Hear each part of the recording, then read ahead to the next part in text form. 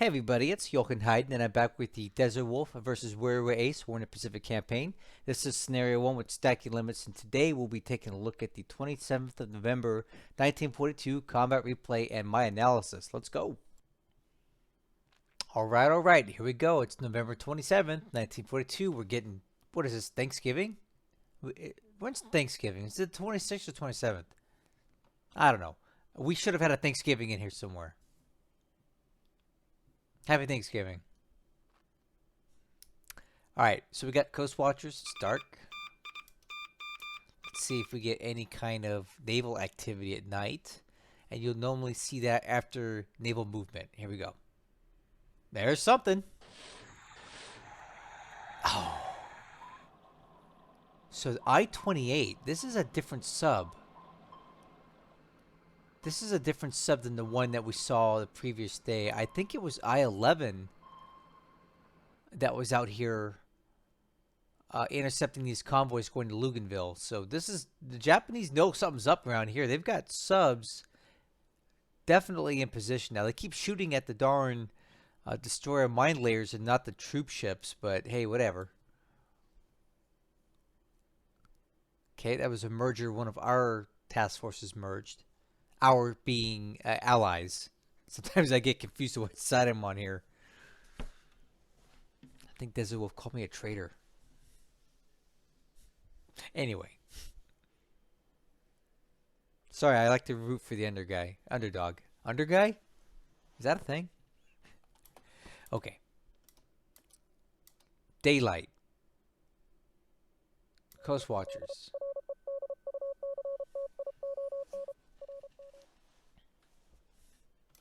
Okay, naval movement is what we really want.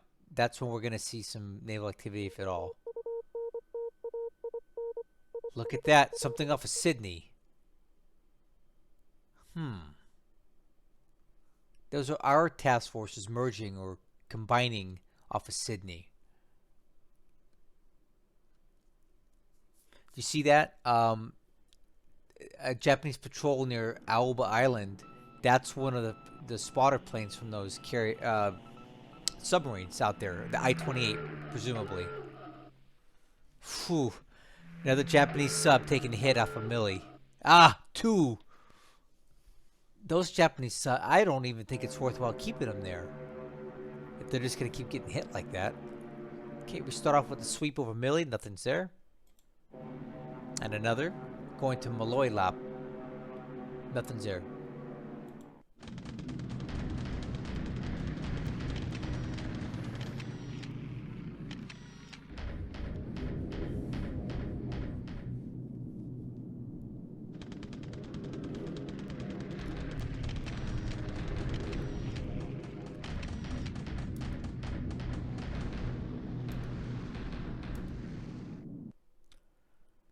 Okay, we got some Japanese Sonyas, my favorite airplane. I'm saying that facetiously, of course. Hitting troops in that hex that we had ground combat in recently, just south of Kunchang. And they don't do anything. More of them. I hate Sonyas. Ugh. And the reason I dislike Sonyas so much is this bomb load. Pathetic. Give me a break. These are... It's nothing.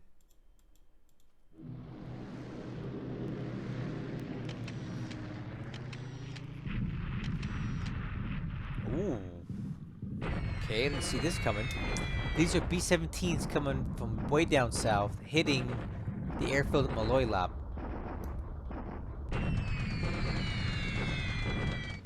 Alright, so right off the bat, look at this. This is kind of telling, right? A Topsy is a transport aircraft. So now we know that Wirraway is operating transport aircraft out here in the Marshalls. Now, is he transporting airplanes to, not airplanes, but troops to Malloy Lap? Is he pulling them out? If I were a betting man, I would guess that he's probably pulling troops out of places like Millie. He's probably grabbing pieces of whatever units that he can and getting them out of it to preserve them and maybe to build them up in case they die Or I don't know. Who knows what he's doing? But he's got transport planes out here operating, doing something, and that's good information for us. Okay, another B-17 raid on Maloylap. No other aircraft are damaged on the ground. And more.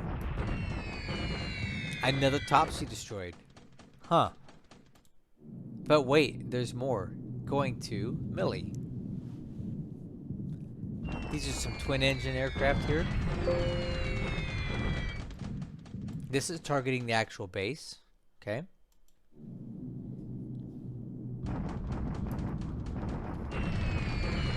Okay, more damage to the base at Millie.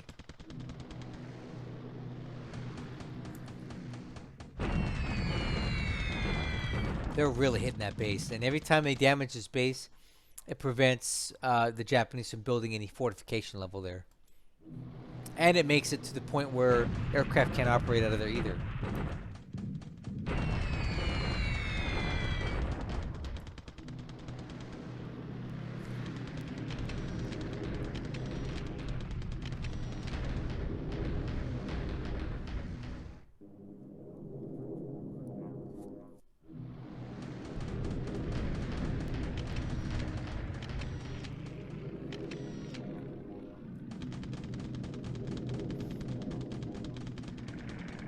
Okay, pretty benign AM phase. A lot of recon. Not too many attacks. Let's see what happens in the PM phase here.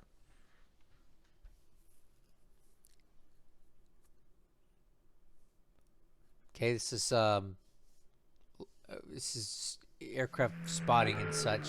Okay, hold on. I'm gonna pause something. Let's go back for a second, if I can. Look at this. SBD-3 Dauntless reports shadow in the water near Taongi. Do you see how it turned blue? That was up there near Wake.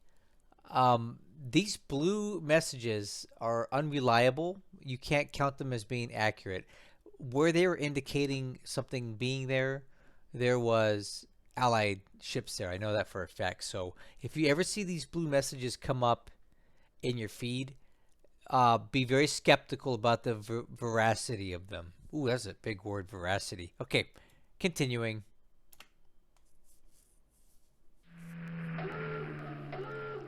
Oh, these poor subs out here.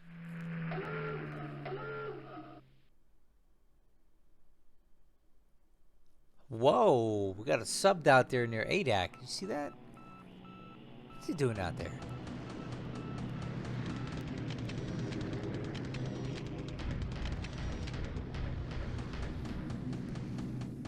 Okay, hold on for a lot of recon this turn, or this phase.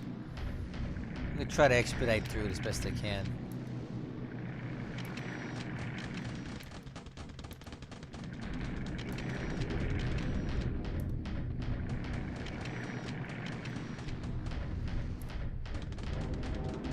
Oh, but watch out! We got the G unit coming through here. This is Richard Bong and friends looking for some activity. So far, I think he's only got one kill this campaign, so he's really looking for some Japanese aircraft to shoot down. So these guys need to come out and play. Where you at, Wirraway? Richard Bong is hungry.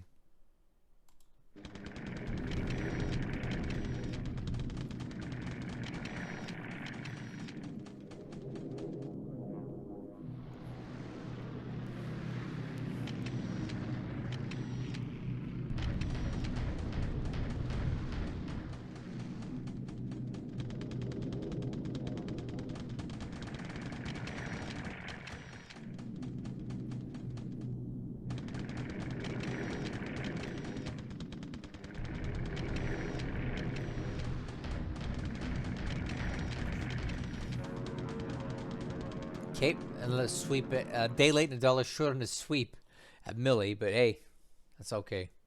That's it. Air phase, pretty quiet this turn. Not too much. Nothing earth-shattering. So let's take a look at ground combat here and see what happens. Should be coming up right about now. Okay, a bombardment attack in the impassable hex.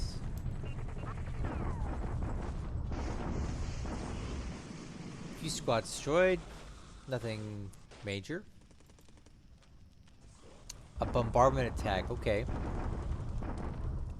And this is up here, north of Tianshui, or south of Kunchang. Now I just realized this, but we have the Potonko Heavy Gun Regiment, and these are some big boy guns, and these guys typically start off in Manchukuo, so he had to bring these guys over to get them into the fight here.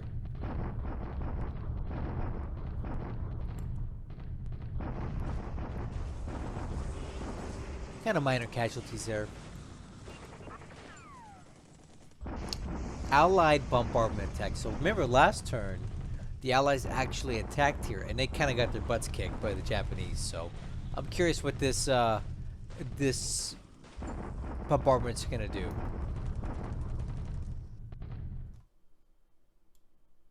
Not much. Allies actually lost some stuff. So whatever's going on in this hex, these Japanese units must be good, because they're besting the Allies quite handily. There it is. Well, this turn was pretty quiet, but you know what? I'm okay with that because I have so much stuff to look at right now. We got ships in the Central Pacific. We got stuff coming in from Hawaii, Alaska. We've got something going on near Sydney.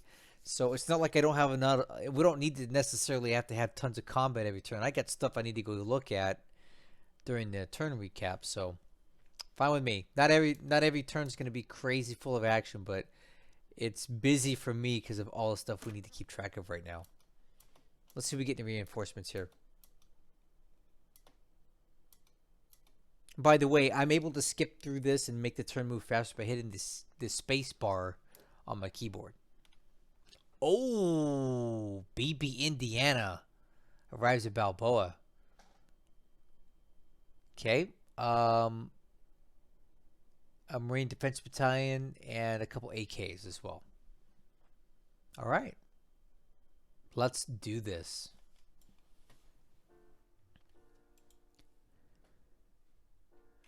Okay. I think we got impending doom coming from Marshall Islands here in a few days, but in the meantime, let's take a look at what happened for this turn. Okay, aircraft losses today. 3 for the Allies, 2 for the Japanese. The most interesting thing on this list to me is the loss of 2 of these Topsies, which are Japanese transport planes. Those were lost, I think, at Wochi or Malloy Lap, which is telling us that he's trying to transport troops somewhere around in the Marshalls with these, right? Looking at the Army loss points for this turn, 3 for the Allies, 0 for the Japanese. No ships were sunk. Political points, I calculate 39 were spent. That sounds like a support unit of some sort, maybe like an artillery regiment, maybe like a CB unit, something like that. That sounds about 39 points worth right there. For the turn, the Japanese gain an additional 7 points, keeping their win ratio at 1.622. Okay, so now I'm going to try something different.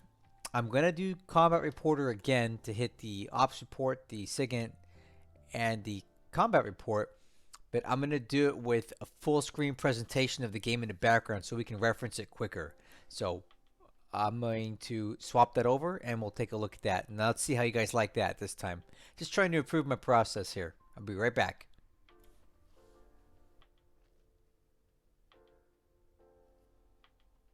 Okay guys, here we are. This is Combat Reporter, and this time I've got full screen presentation so we can bounce quickly between Combat Reporter and the actual game without me having to stop the video. We can kind of keep this up. So first thing I want to talk about is the ASW sea action this turn. So we had that submarine engagement near Espiritu Santo, and if we look on the map, that's going to be somewhere in here.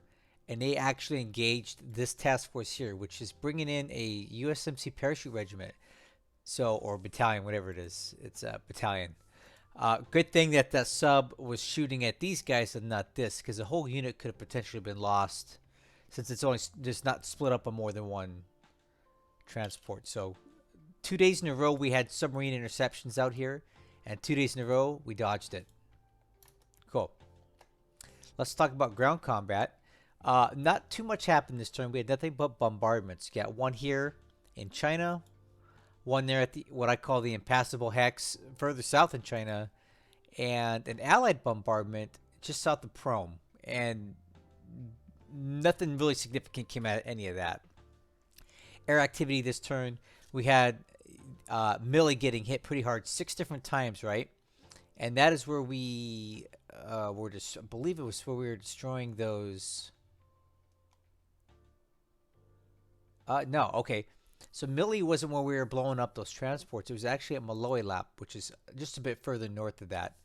Okay, at Malloy Lap, that's where we were finding those Topsies, and that's where those were destroyed. So Millie is actually here. If you can see my pointer, Malloy Lap is further north from there. And again, just some light bombing activity in China further north. Up in the north part of the Chinese conflict anyway. Okay, let's talk about SIGINT. There's a couple of notable things on there. Radio transmissions, okay? Here's one that I thought was pretty interesting. Radio transmissions at 7951. Okay, and that is over here in China if you look at it. That's going to be in this hex right here, okay? This is the Chinese line drive towards these units right here, right? Now, check this out in the SIGINT as well. Looking at located, I just saw this, which I thought was really cool. 23rd Division located at 7948. So right there. So basically we know at least the 23rd Division is located in this hex. And you know, the SIGINT said 23rd A, you know, A, B, and C. I'm sure he just has these guys split up and he can recombine at any point. So we know at least one full division's in that hex driving into China. I think it's pretty cool that the SIGINT's giving us that kind of information. We can take a look at a couple of these things that might be important. Let me see what might be important here. Where's this guy at? Okay, so 35th Japanese Division is located here. No big. That's not that important. This mortar battalion is located here near Anking. Okay. Yeah, I would say that this is probably the most important piece of information. 23rd Infantry Division located here. So pretty good SIGINT for us this turn. Now, let's talk about the ops report. There's some good stuff in here. Arrivals. The battleship Indiana is at Balboa. I wasn't tracking that at all. Let's take a look at that. Here at Balboa, we have the Indiana, which is Indiana class. I don't think that's an Indiana class. I think it's Alabama class. I'm pretty sure, or Massachusetts. I don't think there's an Indiana class. So let's call this an Alabama class battleship. No, Sodak, South Dakota class. That's what this is. The Indiana is a South Dakota class, where you have the South Dakota, Indiana, the Alabama, and the Massachusetts. Those are the 4 in the South Dakota class. So that's what this is. So another fast battleship on the map. You can never have too many of these. Pretty cool. What else did we get? Okay, a couple AKs. No big deal. And the 12th Marine Defense Battalion is now at San Diego. And let's take a look at that.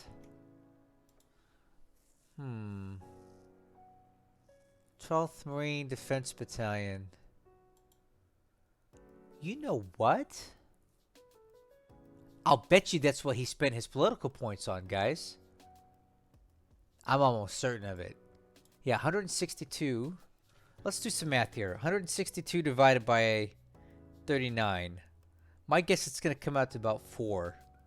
Let's see. 162 divided by 4. Yep. That's what it was. He spent those political points on, I'm pretty sure he spent them on this unit, this Marine Defense Battalion, to get him out into the open. That's my guess. The math lines up more or less for that. with my political point calculations. He spent 40. This unit would cost 40 as long as you were keeping it within somewhere in here. Pretty cool. All right. Or I'm completely wrong and he spent on something else, but that's what I'm thinking. Okay. Back to Combat Reporter. We looked at the arrivals. Let's look at this combat report. All right. The Japanese are taking huge risks with submarines right now in the area around Mili and Nauru.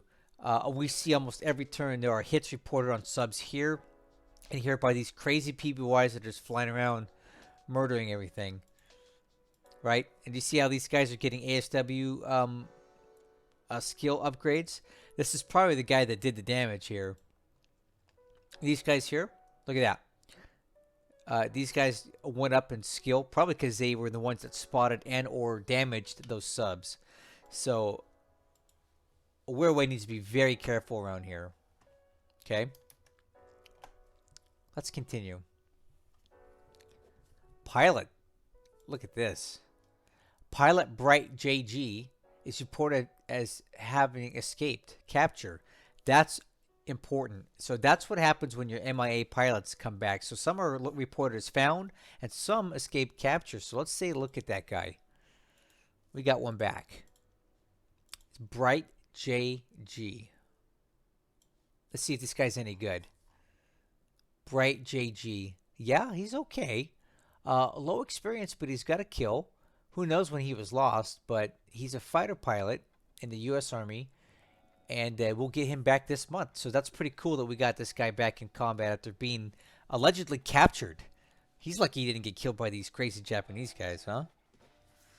Alright. Let's look under Task Force. We had a lot of mergers this turn, right? Let's take a look at where some of those are at. We got one near Baker. 2 near Australia. And another one near Baker. So we will take a look at these in a little bit closer when we go around the map in just a minute. But we'll see what exactly is merging over here and why that might be important. What is in these units, okay? And last, and this is something I found just a few minutes ago, and I think this is huge. This is sneaky, sneaky, sneaky. Super sneaky. Are you guys ready for this? Look at this. Catalina transporting our Royal Navy base force to Sampit in Borneo. Are you guys ready? This is going to blow your mind because it just blew my mind. You ready? Let's check this out. Sneaky, sneaky. All right. Sampit is in Borneo. For some reason, Wirraway elected not to take this base when he went through the Dutch East Indies earlier in the campaign. And this should be a case study as to why you never leave bases uncaptured in the Dutch East Indies. Check this out. Right? We got aviation support, engineers, and PBY Catalinas. What might they be doing here, you ask? Oh, I don't know. Maybe they're looking for something like carriers leaving Singapore. See what happens. Watch this. If you take these guys and put them on naval search, let's even just go down to their normal radius, right? That's the normal radius right here. So without even wearing out your pilots excessively and you're putting too much airframe stress, you can easily spot Singapore and all the lines of advance for carriers out of Singapore, right? Unless they were to go up and around through the Strait of Malacca, which makes no sense. I severely doubt they would do that. If Wirraway is going to move his carriers towards the Marshalls, he's going to go either this way or this way, right? And both of those lines of advance are within the range of these Catalinas that are now located here. So DesertWolf pulled a sneaky move here and probably brought him in from Cocos Islands or somewhere else. Transported one of these units that were here over to Sampit. And now he has naval support, supplies, and aircraft to spot the enemy carriers if they leave Singapore and head towards Marshall Islands, right? So this is his tripwire, his advanced radar early warning site, and this is exactly why you don't leave bases in the Dutch East Indies for the Allies. You take everything because now you just leave them a window to get in, right? There's a base. There's bases like here, some dot bases down here, Morotai, Manakuri. Like there's just you don't want to leave these things undone. Even when you come through and you sweep through here, just go in and back cap these things. There's nothing here anyway. There's no reason not to do that as a Japanese. You need one ship and one small unit to do all these things and just clean them up while you move on. But this is extremely important information here. And this is like probably the most important piece of information I'm getting out of this turn right now is the fact that we have PBYs doing advanced early warning for carriers leaving Singapore. So we're going to watch this very closely in the upcoming turns. Okay? All right. So what I'm going to do now is reconfigure back to my other screen setup. And then we'll continue going through this turn. I hope you enjoyed seeing the combat reporter kind of working alongside the game so we can quickly go back and reference. I'd love your feedback if you like that feature. Anyway, yep, I'll be right back with the regular setup here.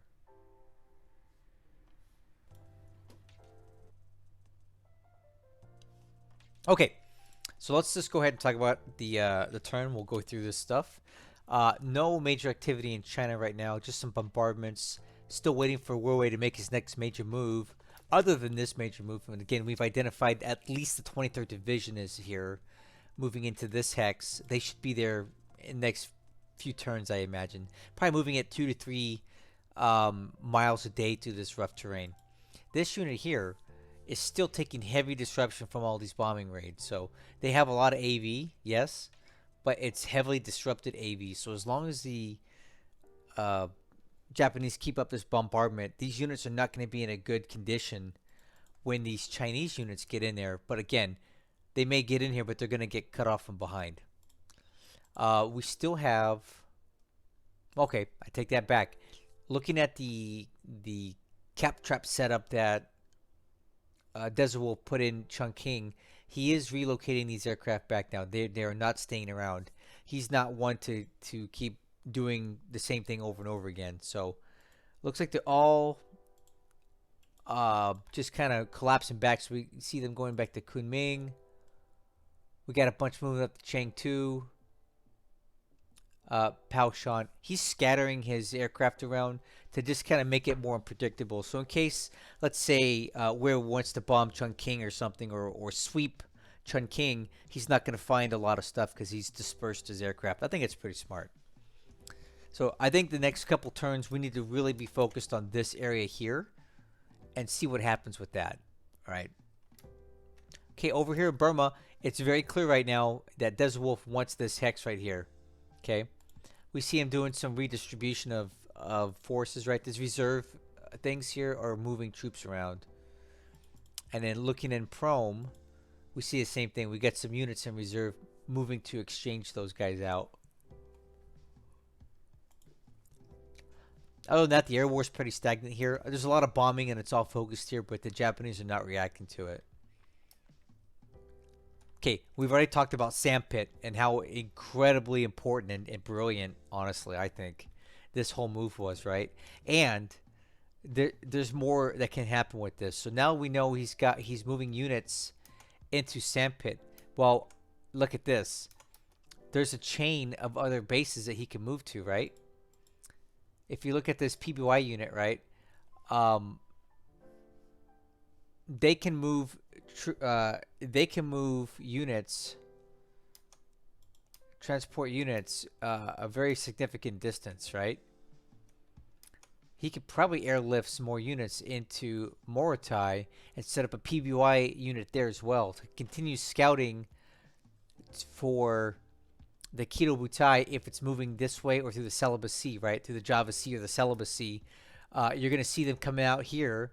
And if he wants to continue chaining units over to Morotai, for example, he could set up PBYs here as well. So again, this is a case study as to why you do not leave bases in the Dutch East Indies for the Allies.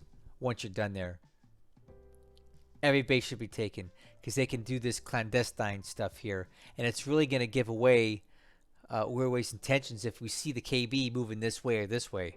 I think this is brilliant. Definitely the most important thing we're going to see out of this video this turn.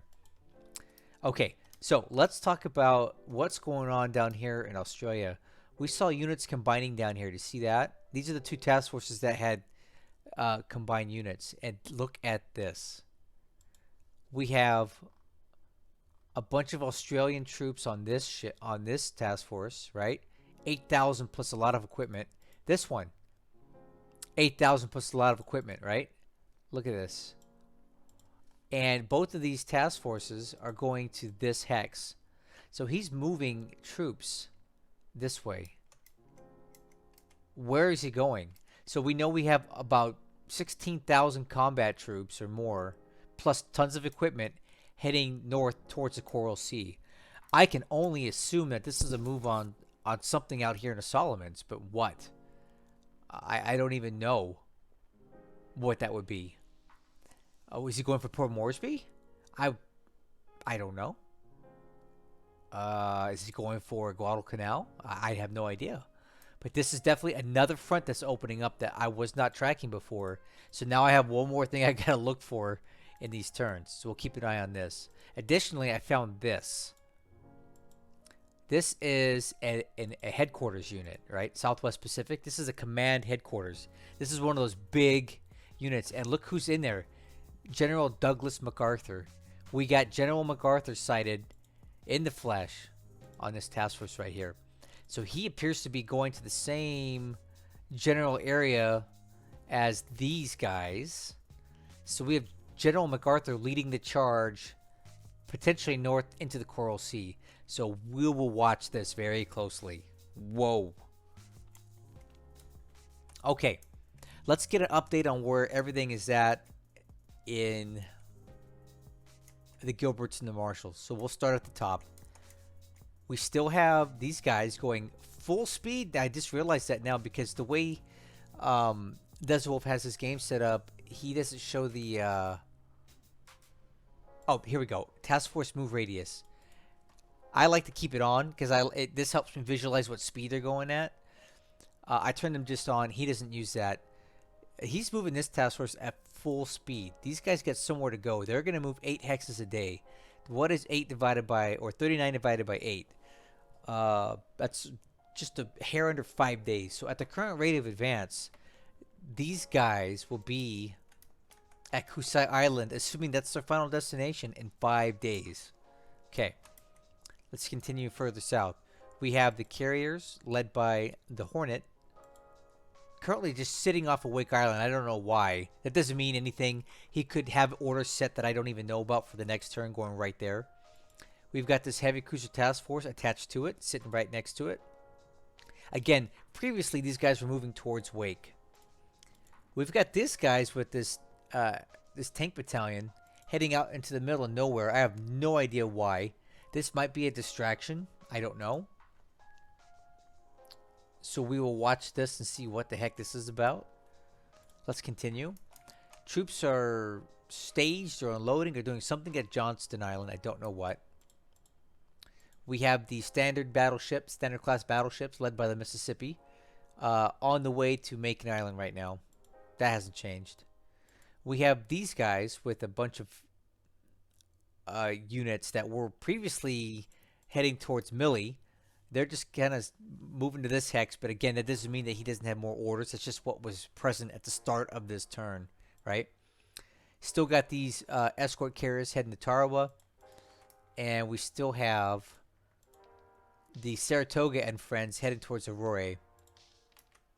On top of that, we've got this 102nd Separate Infantry Regiment heading at least to Tabatua. I don't think he's going to unload them there. I'm pretty sure this is just a staging ground. So looking at the staging ground, let's see what we got here. We've got...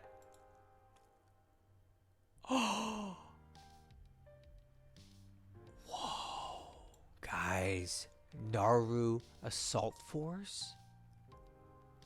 Holy moly. Guys, he's going for Nauru. I didn't think he would do it. The 25th Infantry Regiment, the 34th Combat Engineer Regiment. Okay, no, this is the 25th Infantry Division. Wow, a full infantry division, a combat engineer regiment, the 24th Infantry Division.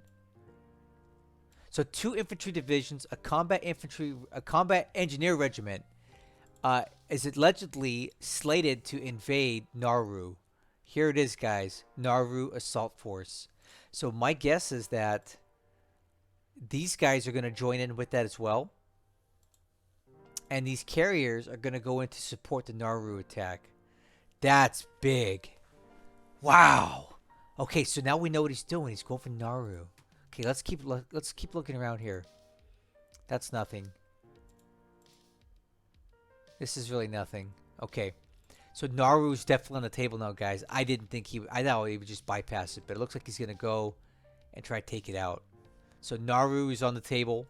Millie's on the table, and Kusai is on the table, and that's that's incredible. That's a lot of moving parts to this. So we have at least 3 potential invasions going on here in the next week or two. We have something going on down here towards Coral Sea. Jeez, that's incredible, guys. He's going for Nauru, right? You see it yourself, right? Look at this. Nauru Assault Force. Can't believe it.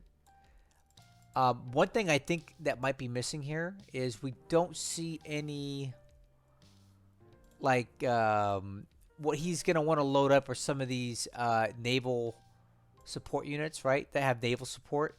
Those are going to help you unload your infantry devices quicker once you get to your destination. So I'm sure in the next turn we may see more support units thrown into the fray with that. But that's pretty amazing. He's going for Nauru for sure. Possibly Millie. Probably Kusa Island. Man, so many revelations this turn. We just learned so much. We'll do a quick scan before I end this video because I've been talking a while. But man, there's a lot going on here. Okay, we got these troops going to Christmas Island still. Right? I would think a lot of these guys would be very useful in the invasion of Nauru, but maybe not. Let's see here. What just combined? We saw another task force combine over here. I'm trying to find out where it is, where it went. Huh. I'm looking for the actually I'm looking for the Wichita now. Where did the Wichita go anyway?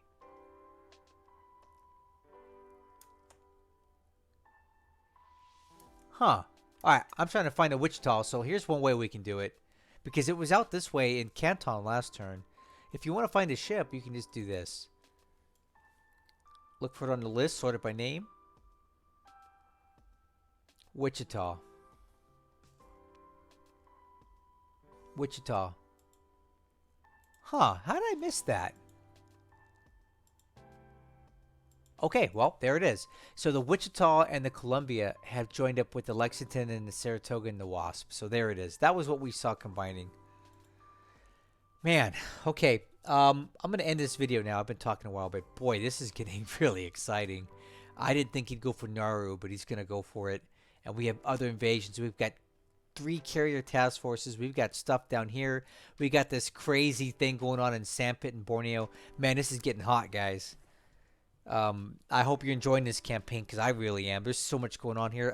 I hope I have a chance to play like this someday as the Allies. So even if I don't get this far ever, I'm going to enjoy watching this and watching somebody else do it. So I will catch you guys on the next one.